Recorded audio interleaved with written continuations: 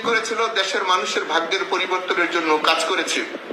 99% কাজ করেছে, অথবা 1% অন্যায়ের সাথে জড়িত। আমরাও চাই যারা অন্যায় করেছে, যারা কিছু অযোগ্য মন্ত্রীরা ছিল কয়েকজন এবং সংসদ সদস্য অযোগ্য কয়েকজন ছিল, যদি কেন্দ্রীয় নেতাও থাকে তাদের বিরুদ্ধে বিচার হোক, এটা আমরা চাই। কিন্তু এই সাধারণ আওয়ামী লীগ সাপোর্ট করার কারণে, আওয়ামী লীগকে সমর্থন করার কারণে আজকে আপনারা মানুষের যে আপনারা মনে চাইলে লং মার্চ ঘোষণা করেন, আপনার এই যে ইনকিলাব মঞ্চের হাদি ব্যারিস্টার ফুয়াদ বিপিনুর এরাও মনে করলে লং মার্চ গোপালগঞ্জ ঘোষণা করে, এরা মরলে কান দিনে মানুষ আনতে হাওলাত করিয়া আর হেয়ারাও লং মার্চ ঘোষণা করে।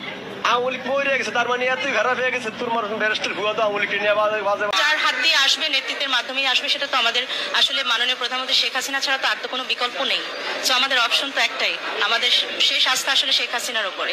75-এর পরে আসলে বিগত 15 বছরে, এটা আসলে আমার কথা নয়, যে কোনো সাধারণ মানুষও কিন্তু এটা দেখবে, বুঝবে, যাদের চোখ আছে তারাও বুঝতে পারবে, দেখবে যে শুধুমাত্র অবকাঠামোভাবে যে আমাদের দেশের সার্বিকভাবে উন্নয়ন হয়েছে তা কিন্তু